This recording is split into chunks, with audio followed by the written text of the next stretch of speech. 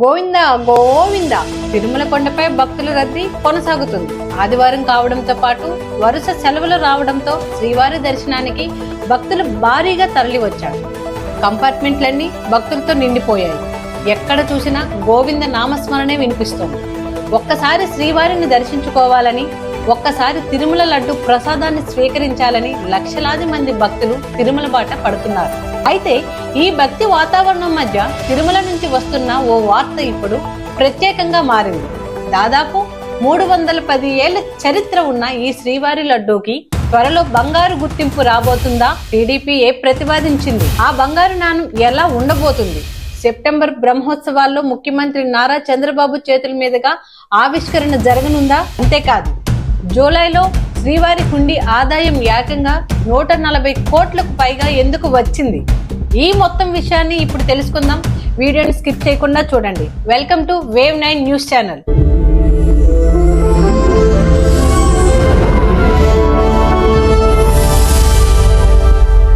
తిరుమల అంటేనే భక్తి, తిరుమల అంటేనే విశ్వాసం. ఎన్ని కష్టాలు ఎదురైనా ఒక్కసారి 7 కొండల వాడిని దర్శించుకోవాలనే కోరికతో భక్తులు కొండకు చేరుకుంటూనే ఉంటారు. ప్రస్తుతం తిరుమలలో కూడా అదే ఆధ్యాత్మిక వాతావరణం కనిపిస్తుంది. గంటల తరబడి వేచి చూసినా స్వామివారిని ఒక్కసారి దర్శించుకున్న క్షణంలోనే భక్తులు తన కష్టాలన్నీ మర్చిపోతారు. అదే తిరుమల మహిమ. ఇక శ్రీవారి లడ్డు విషయానికి వస్తే, తిరుమల వెళ్లిన ప్రతి భక్తుడికి ఈ శ్రీవారి ప్రసాదంతో ప్రత్యేక అనుబంధం ఉంటుంది. ఇది కేవలం తీపి పదార్థం కాదు, భక్తుల దృష్టిలో స్వామివారి ప్రసాదం. తాజాగా లభించిన చారిత్రక ఆధారాల ఆధారంగా శ్రీవారి లడ్డు ప్రసాదానికి సుమారు 310 సంవత్సరాల చరిత్ర ఉన్నట్లుగా నిర్ధారణకు వచ్చినట్లు తెలుస్తోంది. ఈ చారిత్రక ప్రాధాన్యాన్ని గుర్తిస్తూ టీటీడీ ఇప్పుడు కీలక ప్రతిపాదన చేసింది. శ్రీవారి లడ్డు చరిత్రను గుర్తు చేసేలా ప్రత్యేకంగా బంగారు నాణం విడుదల చేయాలని ప్రతిపాదించింది.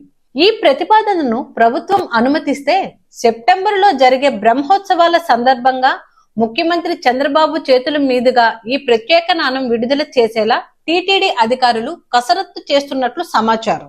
అసలు శ్రీవారి ప్రసాదం చరిత్ర చూస్తే 15వ శతాబ్దంలో శ్రీవారికి ప్రసాదంగా వడ అందించేవారని, ఆ తర్వాత బూందీ ప్రవేశపెట్టారని, కాలక్రమంలో లడ్డు ప్రత్యేక గుర్తింపు పొందిందని చారిత్రక వివరాలు చెబుతున్నాయి. 1803లో బ్రిటిష్ పాలన సమయంలో తిరుమల ఆలయంలో ప్రసాదాల విక్రయాలు కూడా ప్రారంభమైనట్టు సమాచారం. కాలం మారినా శ్రీవారి ప్రసాదంపై భక్తుల విశ్వాసం మాత్రం మారలేదు. ఇక తిరుమల లడ్డూలో మరో కీలక గుర్తింపు 2009లో వచ్చింది. శ్రీవారి లడ్డూకి భౌగోళిక గుర్తింపు అంటే జిఐ ట్యాగ్ లభించింది.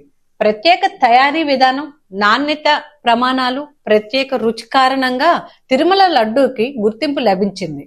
దీంతో తిరుమల లడ్డు అనేది కేవలం ఒక ప్రసాదం మాత్రమే కాకుండా ప్రత్యేకమైన సాంప్రదాయ గుర్తింపుగా మారింది.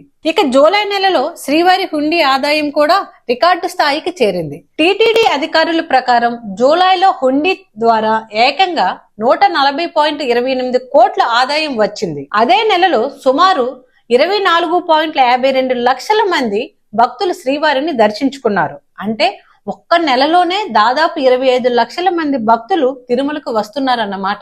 ప్రతి భక్తుడి వెనుక ఒక మొక్కు, ఒక నమ్మకం, ఒక ప్రార్థన ఉంటుంది. అందుకే తిరుమల కొండ ఎప్పుడూ భక్తులతో కిక్కిరిసే ఉంటుంది. ఇక ఈ ఏడాది తిరుమలలో 2 సార్లు బ్రహ్మోత్సవాలు నిర్వహించేందుకు టీటీడీ ఏర్పాట్లు చేస్తుంది. వాహన సేవలు, మలయప్ప స్వామివారి ఊరేగింపులు, వేద మంత్రాలు, మంగళ వాయిద్యాలు, లక్షలాది మంది భక్తుల గోవింద నామస్మరణలతో తిరుమల మరోసారి ఆధ్యాత్మిక శోభకు సంతరించుకోనుంది. మొత్తంగా చూస్తే ఈ ఏడాది తిరుమలలో భక్తులకు ఎన్నో ప్రత్యేకతలు కనిపించబోతున్నాయి. ఒకవైపు శ్రీవారి లడ్డూకి 310 ఏళ్ల చరిత్రకు గుర్తుగా బంగారు నాణం విడుదల చేసే ప్రతిపాదన, మరోవైపు రికార్డు స్థాయిలో హుండీ ఆదాయం, ఇంకోవైపు 2 సార్లు జరగనున్న బ్రహ్మోత్సవాలు. ప్రభుత్వం అనుమతి ఇస్తే సెప్టెంబర్ బ్రహ్మోత్సవాల్లో ముఖ్యమంత్రి చంద్రబాబు చేతుల మీదుగా బంగారు నాణం ఆవిష్కరణ జరగనుందన్న వార్త ఇప్పుడు భక్తుల్లో ఆసక్తిని పెంచుతోంది. తిరుమల అంటే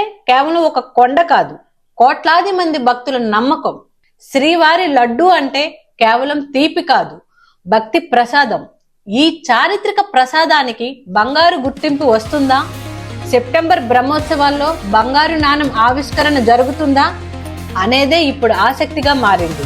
తిరుమలకు సంబంధించిన తాజా సమాచారం కోసం మా ఛానల్ ని ఫాలో అవ్వండి. వీడియో నచ్చితే లైక్ చేయండి, షేర్ చేయండి. ముఖ్యంగా శ్రీవారి భక్తులకు ఈ వీడియోని షేర్ చేయండి. శ్రీ వెంకటేశ్వర స్వామి ఆశీస్సులు మీపై, మీ కుటుంబంపై ఎల్లప్పుడూ ఉండాలని కోరుకుంటూ నమో వెంకటేశాయ. గోవిందా గోవిందా.